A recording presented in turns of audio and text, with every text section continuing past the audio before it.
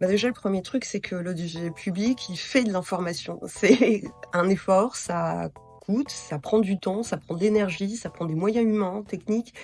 Faire de l'information, c'est chercher, c'est vérifier, c'est, respecter certains, codes et certaines, façons de travailler. C'est indispensable.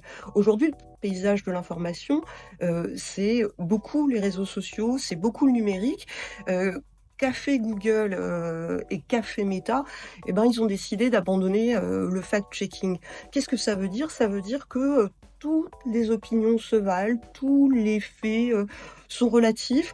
Bon, et puis c'est aussi, dans l'audiovisuel public, toute une série de programmes pour débunker les fake news, pour dire: «Attention, vous avez peut-être vu ça, mais la désinformation, elle tue», pour des questions de santé, parce que, elle développe la haine en ligne. Et ben, avoir un programme qui est capable de vous alerter, c'est un service public, comme un autre. Et puis, bah, ça fait partie de l'ADN de l'audiovisuel public.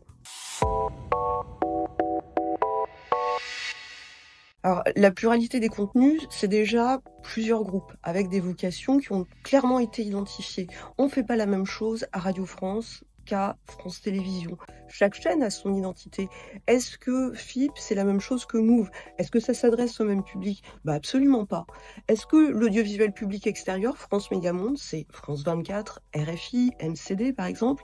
Est-ce que l'information internationale qui délivre à des bassins de population dans l'ouest de l'Afrique, avec des informations hyper précises sur, l'actualité, géopolitique. Est-ce qu'elle aurait du sens dans le 20h de France 2? Bah, moi, je suis pas du tout convaincue de ça. C'est, sur ces médias qui sont multiples et complémentaires que les voix de la société civile peuvent se faire entendre, et ça, c'est, quelque chose qui se fait dans le cadre de discussions contradictoires, et toutes ces expressions, bah, elles participent à la vitalité du débat démocratique.